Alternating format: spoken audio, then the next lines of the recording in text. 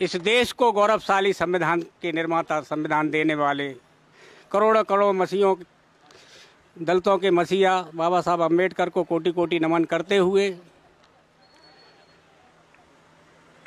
तथा सभी समाज में जन्मे संतों गुरुओं को नमन करते हुए आज की सभा की अध्यक्षता कर रहे माननीय सम्माननीय बड़े भाई बामन मेश्राम साहब, मंच पर उपस्थित सारे नेतागण, समाज सेवी, दूर दराज से आए मेरे बहुजन समाज के साथियों, सभी का वंदन अभिनंदन करता हूं। दोस्तों, एक छोटी सी कविता के साथ मैं अपनी बात को कहना चाह रहा हूं। हम सिंधु सभ्यता वाले हैं, जाति मेरी पहचान नहीं। हम सिंधु सभ्यता वाले हैं, जाति मेरी पहचान नहीं। हम मूल निवासी भारत के, हमको यह अभिमान है ही। SC ST OBC तीनों की कोई जात नहीं, ये जाति की सूची है, जाति मेरी पहचान नहीं। ST SC OBC तीनों पिछड़ों में आते हैं, शिक्षा सम्मान से पिछड़े हैं, इसलिए संविधान बचाते हैं। SC असूर कहलाता है, ST का घर द्वार नहीं, बचे हुए अब OBC तीनों का कोई सम्मान नहीं। OBC का अनुच्छेद 340, 341 वाला SC है, 342 वाला ST है। संवैधानिक पहचान कुछ ऐसी है। एक समय इतिहास हमारा, हम विश्व गुरु कहलाते थे। भारत सोने की चिड़िया था, हम विश्व विजयी कहलाते थे। प्रतिकांति तब सुंग किया, वैद्य रथ को छल से मार दिया। जाति भेद तब प्रबल हुआ और बौद्धमय भारत उजाड़ दिया। OBC ने गुलामी को स्वीकार किया, सेवा का अवसर पाया था। SC तो कुछ दिन दूर रहा और अछूत का जीवन पाया था। ST वाला स्वाभिमानी था, जिसने जंगल स्वीकार किया, बेघर रहकर दुख सहकर भी गुलामी से इनकार किया। SC ST OBC तीनों पिछड़ा वर्ग भी कहते हैं।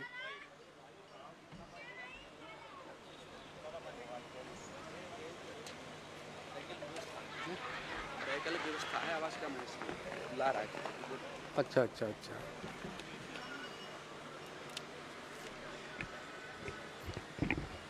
पिछड़ों से कुछ अपने ही दूसरे धर्मों में चले गए। पिछड़े और धर्म परिवर्तन मूल निवासी पहचान को भूल गए। पिछड़े और धर्म परिवर्तन ये भारत के मूल निवासी हैं, ये बहुजन समाज हैं भारत के, इनकी संख्या 85 है। तीनों को लिखने वाले ही खुद स्वीकार कर लेते हैं, ये आर्य विदेश से आए हैं जो हमें गुलाम बनाते हैं। मेरी बात न मानो तो पढ़ लो किताब बोलगा से गंगा को, discovery of India the home article Veda को। फिर भी बात समझ में ना आए तो DNA टेस्ट करा लेना, प्रतिशत में 1585 का हिसाब किताब लगा लेना।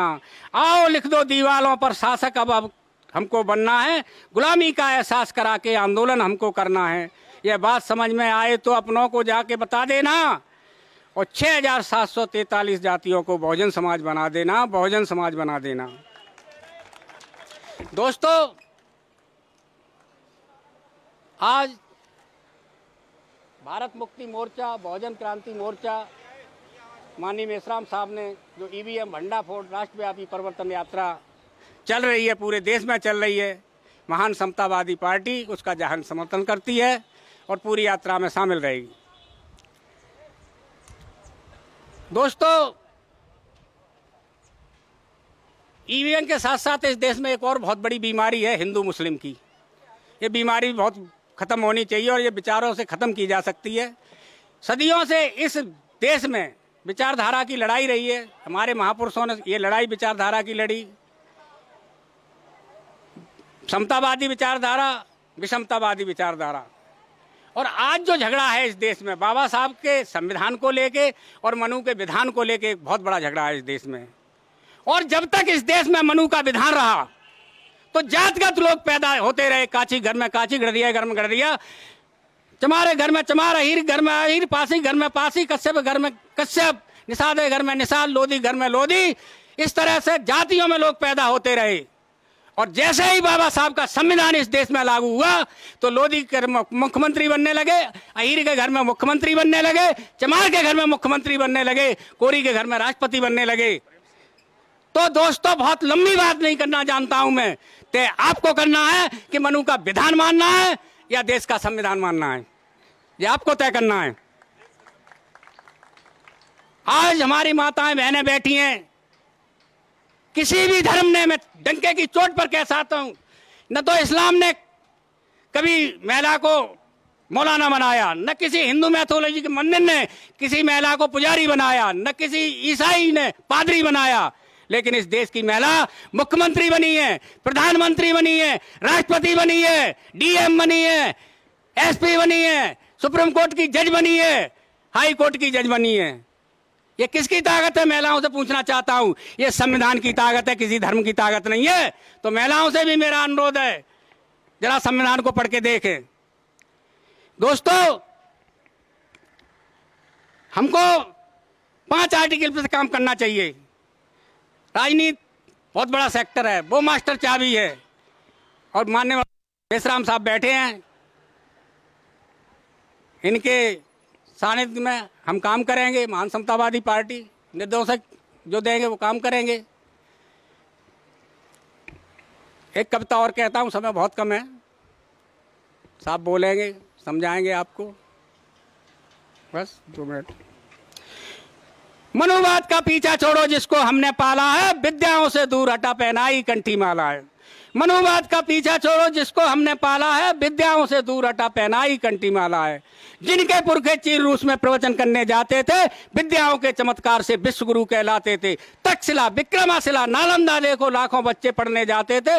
शस्त्र शास्त्र में पारंगत लोग मुल्क को आते थे। हाय उन्हीं को भूल गए क्या पिया भांग का प्याला है, विद्याओं से दूर हटा पहनाई कंठी माला।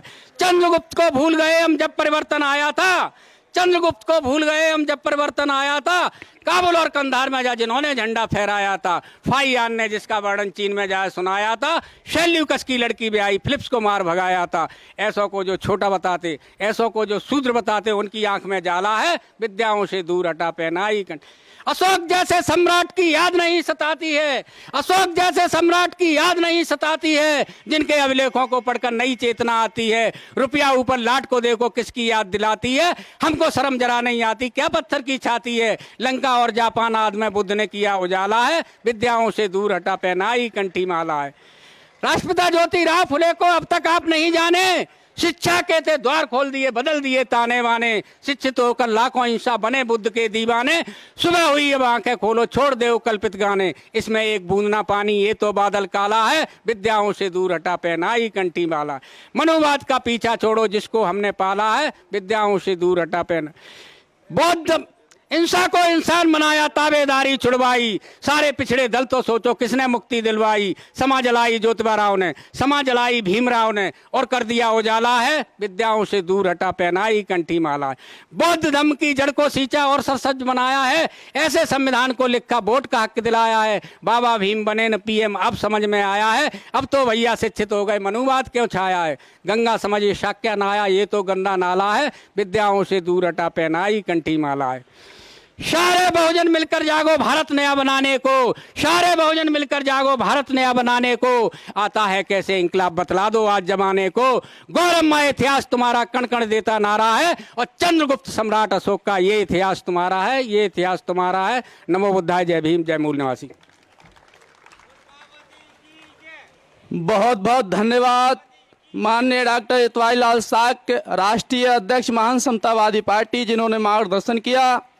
अब मैं आमंत्रित करना चाहता हूँ माननीय मनीराम वर्मा साहब, सेवानिवृत्त सहायक कुल सचिव बुंदेलखंड विश्वविद्यालय झांसी, वो आए, उनके लिए आमंत्रण दिया जाता है। और बहुत ही संक्षिप्त में अपनी बात रखें, बहुत संक्षिप्त में।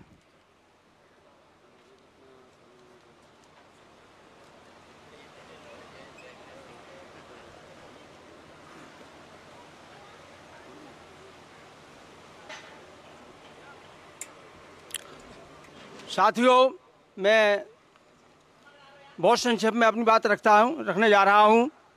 हम लोग यह देखकर आज बड़े गौरवान्वित हो रहे हैं कि भारतवर्ष के तृतीय सपूत, अगर हम अम्बेडकर साहब को प्रथम सपूत और माननीय काशीराम जी को द्वितीय सपूत, तो हम साहब मेसराम जी को तृतीय सपूत की परिभाषा देते हैं, भारतवर्ष के तीसरे सपूत। साथियों, 2 शब्द में मैं अपनी बात कहना चाहता हूं। ये जो परिवर्तन है ये मीटिंग हृदय परिवर्तन की मीटिंग है। जब तक हृदय परिवर्तन नहीं हो सकता है, जब तक कोई परिवर्तन नहीं हो सकता है, इस बात को बहुत ध्यान से सुन लो। जो साहब का कारवां चल रहा है वो ईवीएम परिवर्तन का मामला चल रहा है। अगर ईवीएम परिवर्तन मान लिया कि मैंने हो गई, मान लो कि मैं हम हो गई, और अगर हृदय परिवर्तन नहीं हुआ वोटर का, तो ईवीएम क्या कर लगी। इसलिए मुख्य बात है कि हृदय परिवर्तन कैसे हो। आप लोगों के इस बात को ध्यान से रखो, हृदय परिवर्तन कैसे हो। देखिए हृदय परिवर्तन कैसे होगा। जो भरा नहीं है भावों से बहती, जिसमें रसधार नहीं, हृदय नहीं वो पत्थर है जिसमें समाज से प्यार नहीं। साथियों, यहाँ कुछ यादव वंश भी, कई समाज के लोग भी बैठेंगे। सुनो, जब समुद्र पार करके राम जो है उधर खड़े हो जाते हैं, सागर पार करके, तो राम समुद्र से कहते हैं कि जो हमने तरकस में बांध रखा है, जो हमारा वापस नहीं जाता। यादव वंश सुनो ध्यान से, ये हमारा बाण वापस नहीं जाता है, बताओ हम इसको कहां चलाएं। तो समुद्र क्या कहता है कि हे भगवान हमारे उत्तर दिशा में, हे भगवान हमारी उत्तर दिशा में अहिर समाज के, अहिर बिरादरी कहते हैं, उस देश का नाम बताया है। और वो इतने अछूत हैं कि वो हमारा पानी पीते हैं तो हम अशुद्ध हो जाते हैं, हम अपवित्र हो जाते हैं। तो ये बाण उनकी तरफ चला दो। मैं कह रहा हूं कि आपको समाज से कितना प्यार होना चाहिए। आप लोगों को इतना अछूत माना जाता था कि समुद्र को छूने से आपका पानी विषाक्त हो जाता था, उनका पानी। इसमें मैं आप लोगों के मन पवित्र होना चाहिए कि आपकी समाज की क्या कीमत थी। मैं उस समय की बात कह रहा हूं। मैं दूसरी बात कह रहा हूं, सामाजिक परिवर्तन की मैं ये बात कह रहा हूं कि आपके दिल में इस बात का दुख होना चाहिए। नंबर दूसरी बात है, रामचंद्र जी ने ये कहा है रामायण में, इस बात को सुनो, जो जबरदस्ती आप पिछला बने फिरे हो। उन्होंने ये कहा है कि विप्रधैन सुर संत हित लीन मनुष्य अवतार। विप्र माने ब्राह्मणों के लिए हमने अवतार लिया, विप्रधैनु गाय के लिए अवतार लिया, और सुर माने देवताओं के लिए अवतार लिया। विप्रधैन सुर संत हित लीन मनुष्य अवतार, हमने 4 के लिए अवतार लिया है। तो क्या उन 4 में आते हो आप? अरे जवाब दो, आते हो कि नहीं आते हो? नहीं आते हो ना, तो काय पिछले क्यों बने फिर रहे, मानना मान में तेरा मान। इसलिए उन्होंने कहा कि हमने 4 के लिए अवतार लिया है, और अंबेडकर साहब ने कहा कि हमने 85 के लिए अवतार लिया है। तो 85 की बात मानोगे, 4 की बात मानोगे आप? ये हृदय परिवर्तन की बात है। और यहाँ जिनका परिवर्तन होना चाहिए, ऑर्डिनरी परिवर्तन तो बैठा ही है यहाँ पर। परिवर्तन तो उनका होना चाहिए जिनके हमें वोट की आवश्यकता है। उनको परिवर्तन कौन करेगा? वहां जाके हमको काम करना है। वहां मेश्राम साहब का मानने का काम नहीं है। वो हमको मोटिवेट कर रहे हैं, हम उनको मोटिवेट कर रहे हैं, अपनी पीछे नहीं कर पा रहे हैं। जो हम अपने दांतों का पालन कर रहे हैं, नहीं कर पा रहे हैं। हम बहुत ज्यादा न बोल करके अपनी बात कहीं बात हम देते थे। जय भीम, जय भारत। धन्यवाद। बहुत बहुत धन्यवाद माननीय मनीराम वर्मा साहब, जिन्होंने बहुत संक्षिप्त मार्गदर्शन किया। अब मैं आमंत्रित करना चाहता हूं माननीय सुधीर नाग साहब, जो राष्ट्रीय प्रचारक भारत मुक्ति मोर्चा एवं बहुजन क्रांति मोर्चा हैं। वो दक्षिण भारत से चलकर आए हैं हमारे बीच में। बहुत ही आदर व सम्मान के साथ हम उनको आमंत्रित करना चाहेंगे।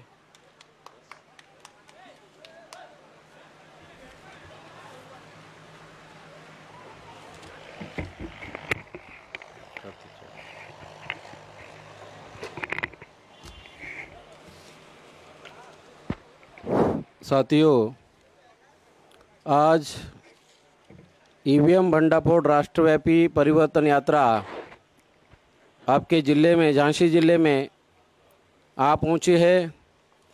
इस यात्रा का जो मकसद है ईवीएम भंडाफोड़, इसके बारे में मैं कुछ चंद शब्दों में यहाँ पर आपके सामने कुछ महत्वपूर्ण बातों को रखना चाहूँगा। जो कि यहाँ जो विषय बताया गया है, ईवीएम भंडाफोड़ परिवर्तन यात्रा क्यों, ईवीएम के गड़बड़ी में कांग्रेस और बीजेपी किस तरह से शामिल है, और ईवीएम ने लोकतंत्र की हत्या करके ब्राह्मण तंत्र को, ब्राह्मणशाही को, ब्राह्मणिज्म को किस तरह से प्रस्तापित किया। इसके उपरांत देश संविधान और लोकतंत्र को बचाने के लिए ये यात्रा, परिवर्तन यात्रा पूरे भारत भर में निकाल रहे हैं। इसमें जो हम बात बताना चाहते हैं, लोकतंत्र की जो हत्या, ईवीएम के माध्यम से लोकतंत्र की हत्या हो रही है, ये पूरे भारत भर में हमारे एससी, एसटी, ओबीसी माइनॉरिटीज़ के लोगों को हम बताना चाहते हैं। इसमें आप लोगों के सामने कुछ महत्वपूर्ण बात यहाँ पर बताना चाहूँगा, जो कि कुछ महत्वपूर्ण पॉइंट ही मैं यहाँ पर बताना चाहूँगा। जैसे कि इस ईवीएम में सबसे बड़ा जो रोल है, ईवीएम में जो धोखाधड़ी हो रही है, जो धोखेबाजी हो रही है और धोखेबाजी करके चुनाव को जीता जा रहा है। 2004 में कांग्रेस ने चुनाव जीता। 2004 में लोकसभा का जो चुनाव है, ये लोकसभा का चुनाव कांग्रेस ने ईवीएम में गड़बड़ी करके जीता। 2009 का भी चुनाव कांग्रेस ने ईवीएम में धांधली करके, गड़बड़ी करके जीता। और समझौते के तहत 2014 का चुनाव बीजेपी ने जीता। 2019 का भी चुनाव बीजेपी ने धांधली करके जीता। इसके सारे सबूत हमारे पास है और सबूतों के आधार पर हम ये बात बोल रहे हैं, लोगों को पूरे भारत भर में बोल रहे हैं, चुनाव आयोग किस तरह से राष्ट्रद्रोही गतिविधि में शामिल है। इस बात को मैं आपके सामने एक ही उदाहरण देके बताना चाहूँगा। चुनाव आयोग को 112 लोगों ने पिछले साल 2 मई 2022 को 112 लोगों ने 17 क्वेश्चन वाला एक लेटर लिखा और उसमें 17 क्वेश्चन लिखे।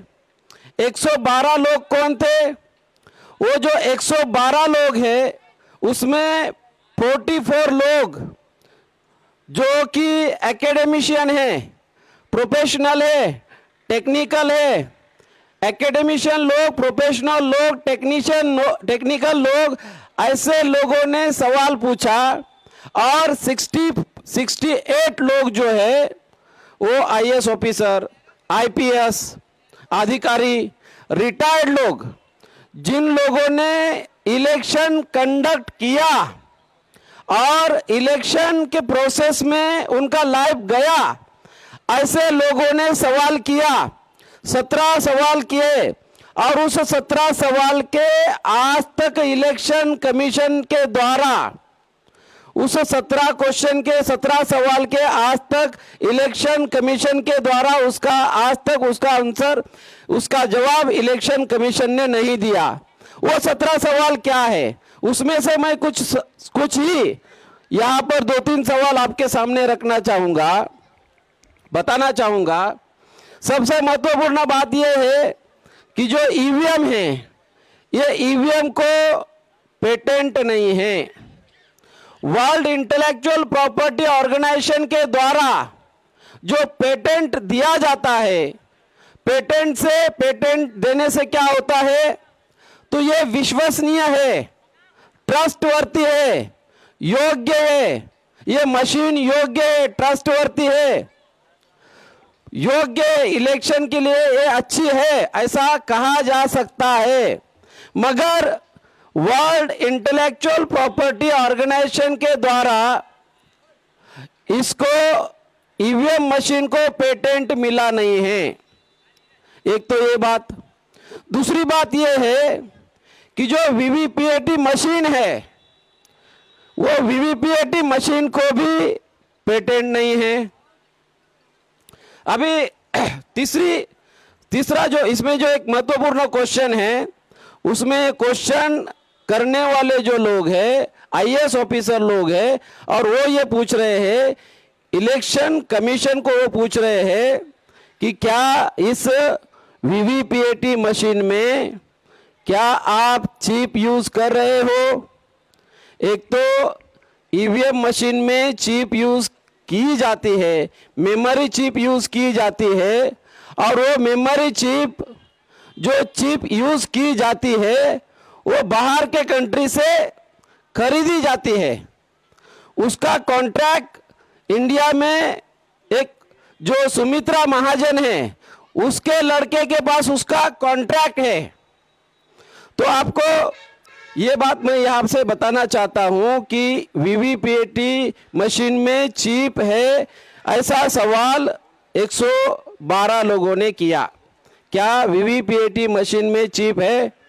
मतलब जो लोग इलेक्शन प्रोसेस में थे, ऐसे लोगों को, इलेक्शन प्रोसेस में रहने वाले लोगों का आज भी इंटैक्ट है, आज भी वो सवाल है, आज भी इलेक्शन कमीशन के द्वारा उस सवाल का जवाब नहीं दिया गया। तो क्या ये कहा जा सकता है कि ये election free, fair and transparent है? ये कहा जा सकता है? दूसरी बात, आपको जो वीवीपीएटी मशीन होती है, उस वीवीपीएटी मशीन में सिंबल लोड करना पड़ता है, कैंडिडेट का नाम, सिंबल, क्रम लोड करना पड़ता है, उसके लिए लैपटॉप लगाना पड़ता है और ये बाहरी कॉन्ट्रैक्ट देके ये करना पड़ता है। मगर इलेक्शन कमीशन के वेबसाइट पर इसके बारे में, इसके डिटेल्स में कोई भी इंफॉर्मेशन नहीं है। तो दूसरी बात यह है कि जो ECIL कंपनी है, electronic corporation of India limited, BEL, Bharat corporation of India limited, ये दो कंपनी EVM बनाने वाली कंपनी है, वीवीपीएटी मशीन बनाने वाली कंपनी है। आज के तारीख में पहले बैलेट की जो सारी प्रक्रिया होती थी वो इलेक्शन कमीशन के अंडर, उसके कंट्रोल में होती थी, मगर आज जो पब्लिक सेक्टर है वो पब्लिक सेक्टर के नियंत्रण और निगरानी में ये सारा चल रहा है और उसका कंट्रोल, उसका जो कंट्रोल है गवर्नमेंट के हाथों में है, जो रूलिंग पार्टी है उसके हाथों में है। इसका मतलब ये जो आज जो इलेक्शन कमीशन के द्वारा जो धोखेबाजी हो रही है, ये धोखेबाजी हमारे लोगों को आज भी मालूम नहीं है। ये ऐसे बहुत सारे उदाहरण हैं, ऐसे बहुत सारे एग्जाम्पल है कि इलेक्शन कमीशन राष्ट्रद्रोही गतिविधि में शामिल है। तो आज के इस मौके पर हम लोगों को क्या करना होगा, मैं ये बात इसलिए बताना चाहता हूं कि ये कौन कर रहा है, इसके पीछे कौन है, कांग्रेस और बीजेपी। मतलब ये 3-3.5% लोग, ब्राह्मण लोग इसको अंजाम दे रहे हैं। इनके ये लोग अल्पसंख्याक है, अल्पसंख्याक लोग बहुसंख्याक लोगों पर रूल नहीं कर सकते, मगर ये कर रहे हैं। Money mafia, media and electronic voting machine के माध्यम से ये कर रहे हैं। तो इसके लिए हमें ये यात्रा निकाल के लोगों को जागरूक करना होगा, गांव-गांव तक, ये तहसील लेवल तक, डिस्ट्रिक्ट लेवल तक, मास लेवल तक लोगों को अवेयर करके इसके विरोध में एक राष्ट्रव्यापी अभियान करके इस ईवीएम का भंडाफोड़ करके आने वाले समय में हम लोग भारत बंद करना चाहते हैं। अगर चुनाव की प्रक्रिया में सुधार नहीं किया तो आने वाले 2024 में हम लोग ईवीएम मशीन को तोड़ेंगे मेश्राम साहब का आदेश आने के बाद। इतनी ही बात मैं यहाँ आपके सामने आज के इस मौके पर कहना चाहूँगा। धन्यवाद। बहुत बहुत धन्यवाद माननीय सुधीर नाग साहब, राष्ट्रीय प्रचारक बहुजन क्रांति मोर्चा एवं भारत मुक्ति मोर्चा, जिन्होंने ईवीएम के विषय में हम सबका मार्गदर्शन किया। अब मैं ये जो कार्यक्रम चल रहा है, इस कार्यक्रम को युवा साथी, समस्त मूल्यवासी बहुजन महानुभाव माननीय Waman Meshram Facebook page live के माध्यम से लाइव सुन सकते हैं। और जो भी मित्र बंधु इस आंदोलन से प्रेरित हैं उनको फ़ोन कर बता दीजिए कि इस कार्यक्रम को सुन सकते हैं। साथियों, अब इसी क्रम में मैं आमंत्रित करना चाहता हूं माननीय चांद मोहम्मद साहब, राष्ट्रीय प्रभारी, राष्ट्रीय मुस्लिम मोर्चा। बहुत ही आदर व सम्मान के साथ मैं उनको आमंत्रित करना चाहता हूं, वो आएँ और हम सब लोगों का मार्गदर्शन करें। बहुत बहुत धन्यवाद साथियों। पूरे देश में मूल निवासी बहुजनों को हजारों समस्याओं के मुक्ति के लिए पूरे भारत भर में भारत मुक्ति मोर्चा के राष्ट्रीय अध्यक्ष एवं बहुजन क्रांति मोर्चा के राष्ट्रीय संयोजक मान्यवर वावन मेश्राम साहब के नेतृत्व का सोया हुआ है, संगठित नहीं है, जिसकी वजह से आज 3.5% मनुवादी पूरे देश के सिस्टम पर काबिज है और इस देश के संविधान और लोकतंत्र को खतरे में डालने का काम कर रहे हैं। उसे बचाने के लिए मूल निवासी नायक मान्यवर वावन मेश्राम साहब के नेतृत्व में ये ईवीएम भंडाफोड़ परिवर्तन यात्रा चलाई जा रही है। इसमें आप सभी को, हम सभी को मिलकर साथ सहयोग करना है। आने वाले नस्लों के लिए, वजूद के लिए, अस्तित्व के लिए, अधिकारों के लिए हमें लड़ाई लड़ना है। हम सभी मिलकर लड़ाई लड़ेंगे। इस आशा अपेक्षा के साथ आपने मेरी बात सुना, इसके लिए आभार, धन्यवाद। बहुत बहुत धन्यवाद माननीय चांद मोहम्मद साहब, राष्ट्रीय प्रभारी राष्ट्रीय मुस्लिम मोर्चा। उन्होंने हम सबका मार्गदर्शन किया।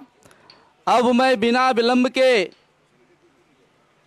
आमंत्रित करना चाहता हूं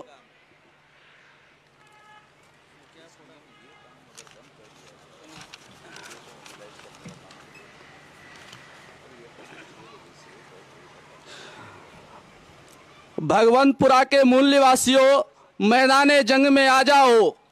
भगवंतपुरा के मूल निवासियों, मैदाने जंग में आ जाओ। यह है आपका जन्म क्षेत्र, अब कर्म क्षेत्र में आ जाओ। अब तक तो सुने होंगे बहुतों के विचार, अब तक तो सुने होंगे बहुतों के विचार। आज मूल निवासी बहुजन नायक माननीय वावन मेश्राम साहब के विचार सुनने आ जाओ, विचार सुनने आ जाओ। इसी क्रम में आदरणीय माननीय वावन मेश्राम को बहुत ही आदर व सम्मान के साथ आमंत्रित करना चाहता हूँ, आह्वान करना चाहता हूँ, निवेदन करना चाहता हूँ, हम सबका मार्गदर्शन करें। ये किसका है? ये हेलो साथियों,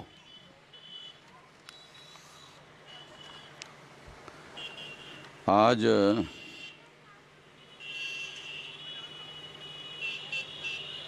भोले शंकर मंदिर परिसर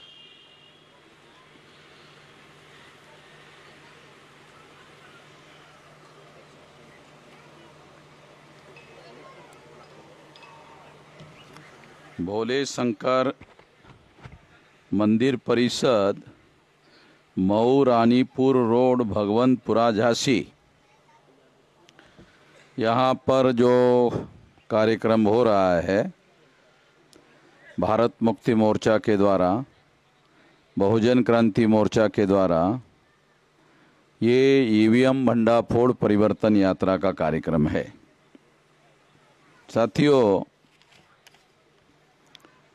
ईवीएम भंडाफोड़ परिवर्तन यात्रा का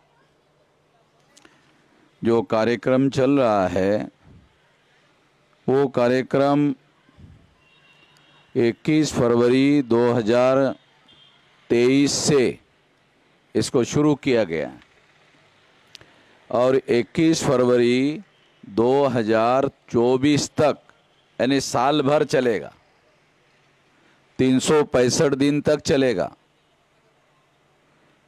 और 31 स्टेट में 31 राज्यों में चलेगा। साथियों, इसके अलावा 674 जिलों में चलेगा। 714 जिले हैं, उसमें से 674 जिलों में इसको चलाया जाएगा। सारे देश को 36 स्टेट में बांटा गया है, उसमें से 31 स्टेट में ये कार्यक्रम चलेगा। तो ये बहुत बड़ा कार्यक्रम है, बहुत विशाल कार्यक्रम है। 6,500 तहसीलों में से जो दूसरे श्रेणी के हमारे कार्यकर्ता नेता है वो 6,000 तहसीलों में भी चलाएंगे। तो ये एक बहुत बड़ा कार्यक्रम है। इतना बड़ा कार्यक्रम हम इसलिए कर पा रहे हैं क्योंकि लगभग 48 साल से, जब मेरी उम्र 18 साल 3-4 महीने की रही होगी, तब से लेकर अब तक 66 साल मेरी अभी उम्र है।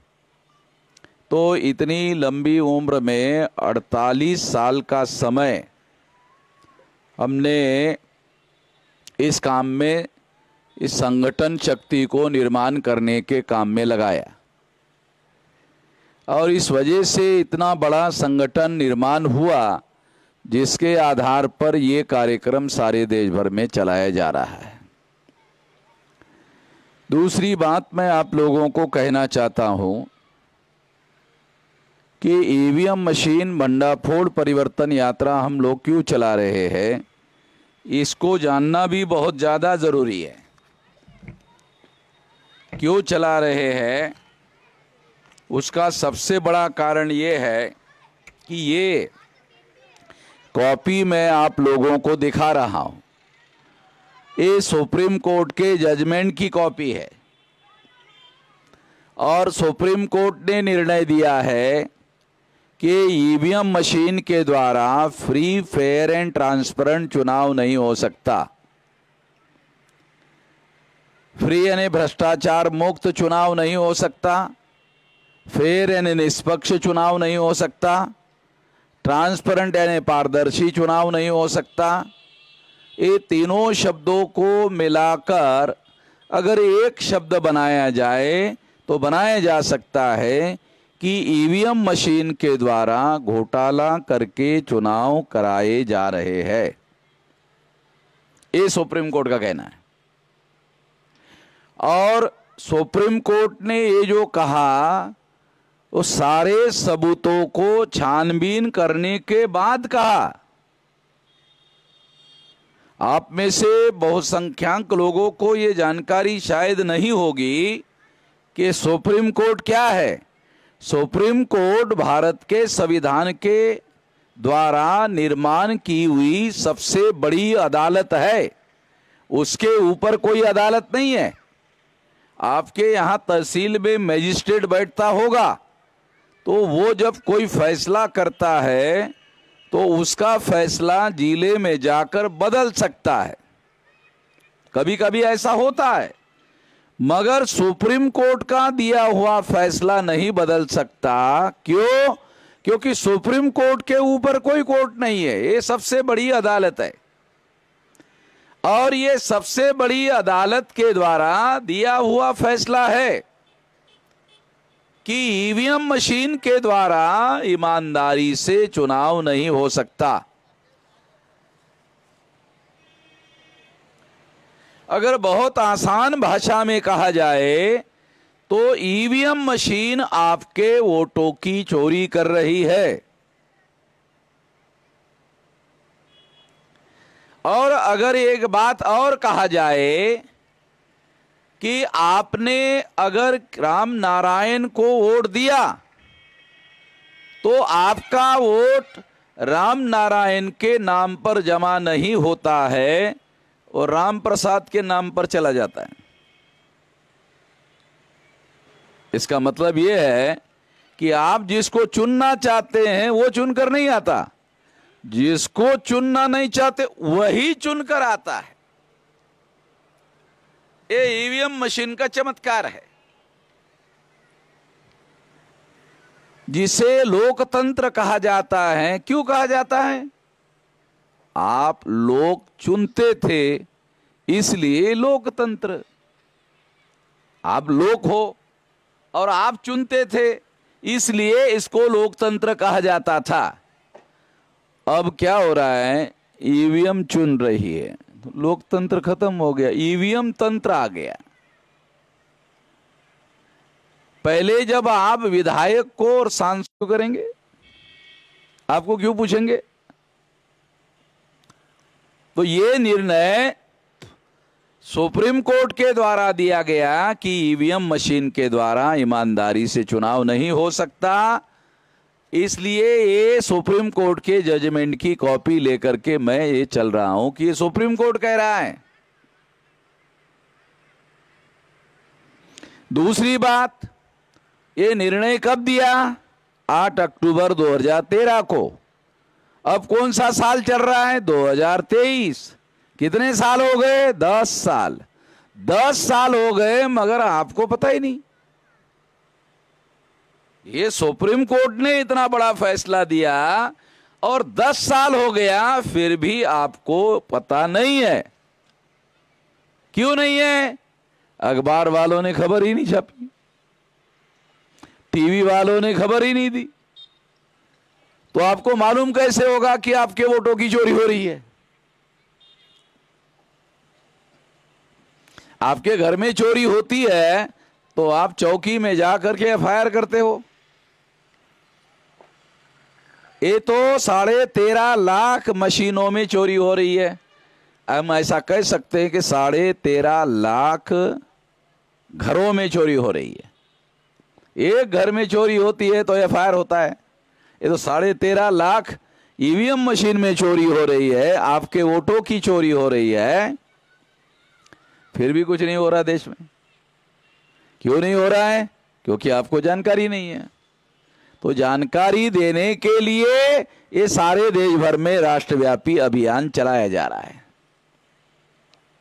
ये ईवीएम मशीन के बारे में ये जानकारी देने के लिए ये बात आपको बताई जा रही है। दूसरी बात, जब सुप्रीम कोर्ट ने देखा कि ईवीएम मशीन में फ्री फेयर एंड ट्रांसपेरेंट चुनाव नहीं हो सकता, यानी ईमानदारी से चुनाव नहीं हो सकता, तो सुप्रीम कोर्ट ने ये सोचा कि इस घोटाले को रोकना होगा। रोकने के लिए सुप्रीम कोर्ट ने एक और फैसला दिया। इसी में दूसरा फैसला क्या दिया कि इस घोटाले को रोकने के लिए एक और नई मशीन लगाई जाए। उस मशीन का नाम है पेपर ट्रेल। तो अभी जो चुनाव हो रहा है ना, उसमें एक मशीन नहीं 2 मशीन होती है। केवल ईवीएम मशीन नहीं, पेपर ट्रेल मशीन भी होती है। और ये मशीन 2014 से लगी। तो जब ये मशीन लगी तब तक, शुरू से लेकर तब तक आप लोग 3 तरीके से वोट डालते आए हो। ये 3 तरीके से क्या वोट डालते आए हो थोड़ा आपको बताता हूं, तो घोटाला कैसे होता है आपको समझ में आएगा। क्योंकि आपको समझना है, मुझे नहीं समझना है। मैं तो समझ गया हूं। देखो, जब आप भारत में 26 जनवरी 1950 को जब संविधान लागू था, उस समय जब आप में से कोई बुजुर्ग आदमी उस समय रहा होगा, तो उस समय बैलेट पेपर होता था। उस समय मतपत्र जो है कागज का होता था। और जब आप बूथ पर जाते थे तो चुनाव आयोग के कर्मचारी आपको मतपत्र देते थे कागज का। फिर आप देखते थे कौन कौन कैंडिडेट है। पहले देखते थे कौन कौन कैंडिडेट है, फिर आप देखते थे उसके चुनाव निशान क्या है, गधा, घोड़ा, सुअर, कुत्ता। ऐसे चुनाव निशान नहीं होते। मैं उदाहरण के लिए बता रहा हूं ताकि मैं आपको उदाहरण देकर समझा सकूं। फिर आप सोचते थे किसको वोट दे, किसको वोट दे, किसको वोट दे, किसको वोट दे। चलो इस बार कुत्ते को वोट दे दिया जाए। उदाहरण दे के समझाने के लिए बता रहा हूं। चलो इस बार कुत्ते को वोट दे दिया जाए। बैलेट पेपर में फिर क्या करते थे आप? मोहर होती थी, मोहर होती थी। तो मोहर उठाते थे, उठा के ऐसे रखी थी, होती थी, उठाते थे। अरे शाही नहीं है, शाही होना चाहिए ना मोहर लगाने के लिए। अरे शाही नहीं है। तो फिर क्या करते थे आप लोग? तो इंक का पैड होता था, शाही लगाते थे, मोहर लगाते थे कि नहीं लगाते थे? है? और इस तरह से मोहर लगाते, शाही लगाते थे।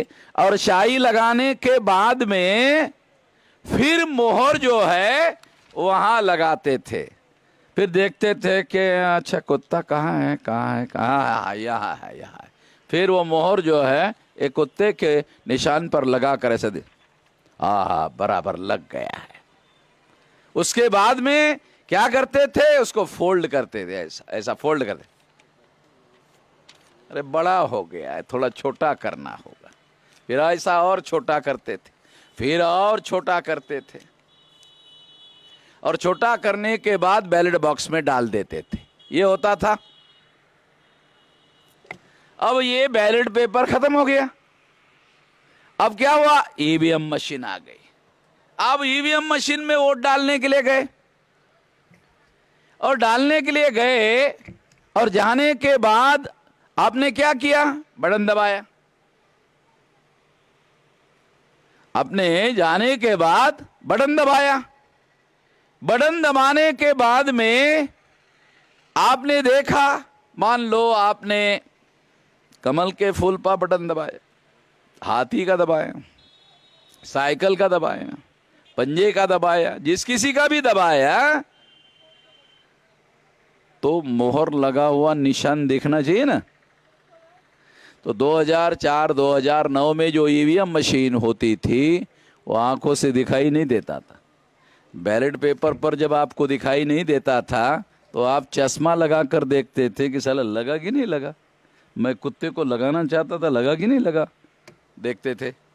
मगर ईवीएम मशीन में 2004-2009 में जब आप बटन दबाया तो उस समय जो मशीन थी उसमें मोहर कहाँ लगी वो दिखाई नहीं देती थी। तो आदमी, वो वोटर जो है कंफ्यूज हो जाता था कि साला वो मेरा वोट इधर उधर तो नहीं गिर गया। ऐसा देखता था वोटर, ये इधर उधर तो नहीं गिर गया वोट। तो चुनाव आयोग का कर्मचारी देखता, अरे बुड़बक, बुड़बक ये बोलते हैं ना, अरे बुड़बक है ये वोटर जो है। वो उसको आता वो वोटर के पास आता और वोटर को कहता हो गया है। वोटर को क्या कहता? हो गया है। यानी उसको ऐसा लगता, पता नहीं चला वोट हुआ कि नहीं हुआ। तो वो कर्मचारी आकर कहता हो गया है। अच्छा, वोटर क्या कहता है? उसको आंखों से दिखाई देता नहीं, वो क्या कहता है? अच्छा हो गया है, हो गया है। कर्मचारी पूछता किधर से आए हो? कहा इधर से। जाओ इधर, जाओ इधर, उसको भगा देता। ठीक है। अब ईवीएम मशीन में आपको आंखों से दिखाई नहीं दिया कि आपने जिसको वोट दिया आपका वोट उसके नाम पर जमा हुआ या नहीं हुआ। इसके बावजूद भी वोट ईवीएम मशीन में चला जाता है। दिखता नहीं है मगर मशीन में चला जाता है। चला गया। ईवीएम मशीन में वोट जाने के बाद आपके वोट का रिकॉर्ड तैयार होता है ईवीएम में। उस रिकॉर्ड को क्या बोलते हैं? Electronic record. इलेक्ट्रॉनिक रिकॉर्ड की विशेषता क्या है? वो आंखों से दिखाई नहीं देता। एक कागज का जो बैलेट पेपर है इसका फिजिकल एविडेंस है, ये आंखों से दिखाई देता है। मगर ईवीएम मशीन में जो आपका वोट गया है उसका जो रिकॉर्ड ईवीएम में तैयार होता है वो आंखों से दिखाई नहीं देता। इलेक्ट्रॉनिक रिकॉर्ड आंखों से दिखाई नहीं देता। जब आंखों से दिखाई नहीं देता वो आपका वोट किसी और के नाम पर ट्रांसफर किया जा सकता है। कैसे? सारे दुनिया के लोग इस बात को मानते हैं कि इलेक्ट्रॉनिक रिकॉर्ड ट्रांसफरेबल होता है। इलेक्ट्रॉनिक रिकॉर्ड ट्रांसफरेबल होता है। सबूत चाहिए? लो सबूत देता हूं, क्योंकि सबूत के बगैर तो आप मानोगे नहीं। ये मोबाइल है इलेक्ट्रॉनिक। ये जो इलेक्ट्रॉनिक है इसमें आप मैसेज देते हो, आप भी देते रहते हो। तो राम नारायण लखनऊ के एयरपोर्ट पर बैठा है और राम प्रसाद दिल्ली में है। तो राम नारायण क्या करता है? राम प्रसाद जी, मैं लखनऊ के एयरपोर्ट पर बैठा हुआ हूं, थोड़ी देर में फ्लाइट में बैठूंगा और दिल्ली आऊंगा। मेरी फ्लाइट 1 घंटे में दिल्ली पहुंचेगी टर्मिनल 3 पर। आप टर्मिनल 3 पर आ जाना, मुझे रिसीव करके ले जाना। मैं दिल्ली में पहली बार आ रहा हूं, मैंने दिल्ली देखा नहीं है, आपका शुक्रगुजार रहूंगा। ऐसा मैसेज टाइप किया, मोबाइल पर इलेक्ट्रॉनिक साधन पर टाइप किया। अब ये टाइप किया हुआ जो मैसेज है इलेक्ट्रॉनिक रिकॉर्ड है, ये इलेक्ट्रॉनिक रिकॉर्ड है। ये राम नारायण ने तैयार किया, राम प्रसाद को भेज दिया, राम प्रसाद के नाम पर चला गया। इलेक्ट्रॉनिक रिकॉर्ड ट्रांसफरेबल होता है? आपके सामने करके दिखाया। इलेक्ट्रॉनिक रिकॉर्ड ट्रांसफरेबल होता है। आपका वोट का रिकॉर्ड ईवीएम में जमा है, इलेक्ट्रॉनिक रिकॉर्ड है। जब आपके मोबाइल का रिकॉर्ड दूसरे के नाम पर ट्रांसफर किया जा सकता है, तो आपके ईवीएम में आपका जो इलेक्ट्रॉनिक वोट है वो भी ट्रांसफरेबल है, उसको भी दूसरे के नाम पर ट्रांसफर किया जा सकता है। राम नारायण का मैसेज राम प्रसाद के नाम पर ट्रांसफर किया जा सकता है, तो राम नारायण का वोट राम प्रसाद को क्यों नहीं दिया जा सकता? चलो, जितने लोगों ने तालियां बजाई उतने लोगों को समझ में आ गया, ऐसा मैं मानता हूं। बाकी को समझ में आवे कि ना आवे, कुछ तो समझ में आ रहा है, क्योंकि ये बदमाशों का खेल है। डॉक्टर सुब्रमण्यम स्वामी का ये कहना था कि ईवीएम मशीन क्यों लाया गया, तो कांग्रेस ने पार्लियामेंट में भाषण में कहा कि समाज में जो गुंडा एलिमेंट है वो बूथ कैप्चरिंग करता है। ये बात सही थी। कितना परसेंटेज होता था बूथ कैप्चरिंग? बहुत ज्यादा है तो 1%। 13 लाख मशीन है, 1% अगर हुआ तो 13,000 बूथ पर बूथ कैप्चरिंग होती थी। डॉक्टर सुब्रमण्यम स्वामी कहते हैं 13,000। मगर जब से ईवीएम आ गई है तब से 100% बूथों पर होता है, हर मशीन में होता है। ओ डॉक्टर सुब्रमण्यम स्वामी कह रहा है जो अभी बीजेपी में है, और बीजेपी को इसका फायदा हुआ है।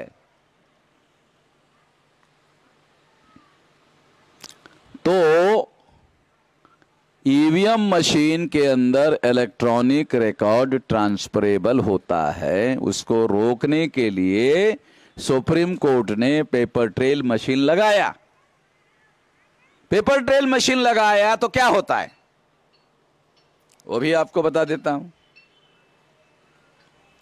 अब आप ईवीएम पर वोट डालने के लिए गए, एक आदमी वोट डाल रहा है 2014 से, वोटिंग हो रही है 2004 से, 2009 आंखों से दिखाई नहीं देता था। 2014 में सुप्रीम कोर्ट ने पेपर ट्रेल मशीन लगाया। लगाने के बाद आप वोट डालने के लिए गए, एक वोटर होता है, 2 जगह रिकॉर्ड तैयार होता है।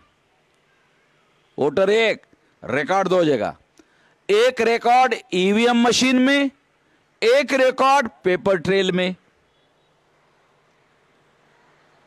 ईवीएम मशीन का रिकॉर्ड आंखों से दिखाई नहीं देता, पेपर ट्रेल मशीन का रिकॉर्ड आंखों से दिखाई देता। जब आप वोट डालने के लिए 14 में गए तो कागज पेपर ट्रेल मशीन में बाहर आया। आपने मान लो पंजे पर बटन दबाया तो कागज में निशान लगाया हुआ पंजे का निशान वाला कागज बाहर आया।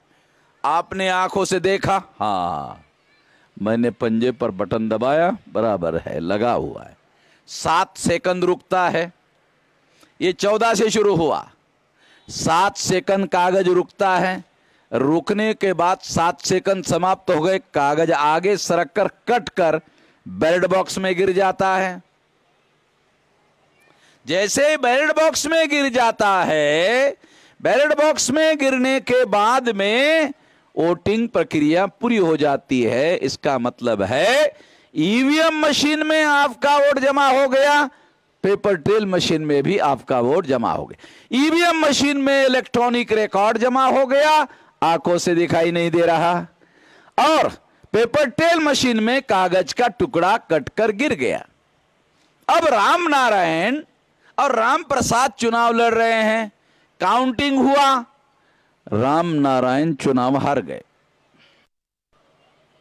राम नारायण चुनाव हार गए काउंटिंग में। राम नारायण ने कहा नहीं, मैं चुनाव हार नहीं सकता, कलेक्टर साहब दोबारा गिनती करो। तो कलेक्टर कहता हाँ भाई ये सुप्रीम कोर्ट का ऑर्डर है, तेरी बात तो मानना पड़ेगा, है? चलो भाई दोबारा गिनती करो। ये पेपर ट्रेल में जो कागज पड़ा हुआ है ना बैलेट बॉक्स में, अब ये कागज की गिनती करो। कागज की गिनती होती है, हारा हुआ राम नारायण कागज के टुकड़ों में चुनाव जीत जाता है, ईवीएम में हार जाता है, कागज के टुकड़ों में चुनाव जीत जाता है। ऐसा क्यों होता है ना सवाल। ये बात समझाकर अपनी बात समाप्त कर देता हूं, क्यों टेंशन हो जाएगा आप लोगों को। टेंशन नहीं करना चाहता हूं। देखो, जब आप वोट डालने के लिए 2004 में गए, आंखों से दिखाई नहीं दिया, 2009 में गए, आंखों से दिखाई नहीं दिया, सुप्रीम कोर्ट में मामला गया, सुप्रीम कोर्ट ने 8 अक्टूबर 2013 को पेपर ट्रेल मशीन लगाने का आदेश दिया। 2014 में आप वोट डालने के लिए गए तो 2 जगह वोट जमा हो गया, एक ईवीएम मशीन में, एक पेपर ट्रेल में। अब पेपर ट्रेल में आपने क्या किया, पंजे को मोहर लगाया, हाथी को मोहर लगाया। एक जगह आपने पंजे को लगाया, एक जगह हाथी को लगाया, तो एक कागज का वोट है, इस पर हाथी का निशान छपा हुआ है, इस पर पंजे का निशान छपा हुआ है। पंजे का वोट कागज का हाथी में ट्रांसफर नहीं होता, हाथी का वोट पंजे में ट्रांसफर नहीं होता, क्योंकि इसका अलग अलग एविडेंस है, फिजिकल एविडेंस है, आंखों से दिखाई देता है, इसलिए घोटाला किया नहीं जा सकता। इसलिए क्या हुआ, राम नारायण का वोट राम प्रसाद के नाम पर ट्रांसफर नहीं हुआ, यहां कागज में ट्रांसफर नहीं हुआ। ईवीएम में तो हो गया, कागज में ट्रांसफर नहीं हुआ, इसलिए राम नारायण को ज्यादा वोट पड़े थे, उसकी वजह से कागज में गिनती में ज्यादा वोट निकले, तो राम नारायण चुनाव जीत गए। ये मामला है। तो ईवीएम मशीन में घोटाला होता है, इसको सबूत के तौर पर इस तरह से प्रमाणित किया जा सकता है। इसको रोकने के लिए हम सारे देश भर में आंदोलन कर रहे हैं। आप लोगों को 1848 से लेकर 1956 तक बाबा साहब आम्बेडकर ने और फुले शाह आम्बेडकर ने 108 साल का संघर्ष किया, 108 साल, और आपको वोट का अधिकार दिया। वोट के अधिकार में जानते हो क्या अधिकार है, राजा चुनने का और राजा बनने का। तो हमारे कितना समझ में आया, तो उन्होंने जवाहरलाल को चुना, जवाहरलाल नेहरू को, फिर लाल बहादुर शास्त्री को चुना, फिर इंदिरा गांधी को चुना, फिर राजीव गांधी को चुना। तो हमारे लोगों ने ये समझा ये तो चुनने का अधिकार है। काशीराम जी ने आंदोलन शुरू किया। काशीराम जी ने हमारे लोगों को कहा कि वोट का अधिकार राजा चुनने का ही नहीं, राजा बनने का भी अधिकार है। केवल चुनने का नहीं, बनने का भी अधिकार है। और काशीराम जी ने मायावती को उत्तर प्रदेश का राजा बनाकर साबित कर दिया कि बनने का भी अधिकार है। तो हमारे लोगों को समझ में आया, अरे तो साला बनने का भी अधिकार है।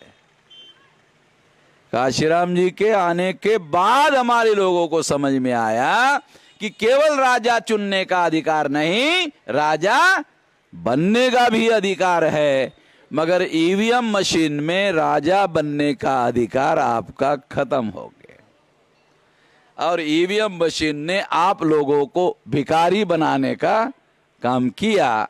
इसको रोकना होगा, इस व्यवस्था को रोकना होगा और रोककर इसे खत्म करना होगा। ये खत्म करने के लिए पहले तो हम जागरण कर रहे, ये जगाने का काम कर रहे हैं कि ईवीएम में घोटाला होता है। कुछ लोग सुप्रीम कोर्ट ने निर्णय देने के बाद भी कहते हैं कि नहीं नहीं ईवीएम में कोई गड़बड़ी नहीं होती है। जो लोग ऐसा मानते हैं, सुप्रीम कोर्ट ने निर्णय देने के बावजूद भी कुछ लोग ऐसा मानते हैं ईवीएम में कोई गड़बड़ी नहीं होती है, वो सारे के सारे गधी की औलाद है। किसकी औलाद है?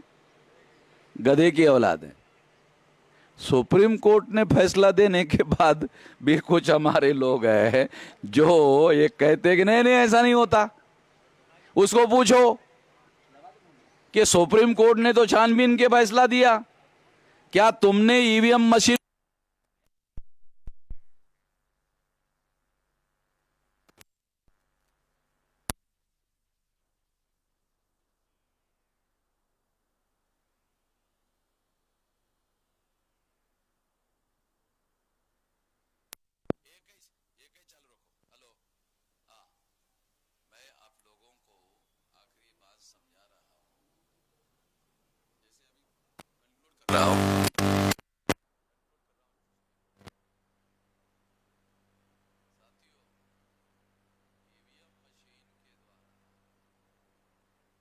लोगों को राजा चुनने का जो अधिकार था, राजा बनने का अधिकार था, वो अधिकार खत्म हो गया।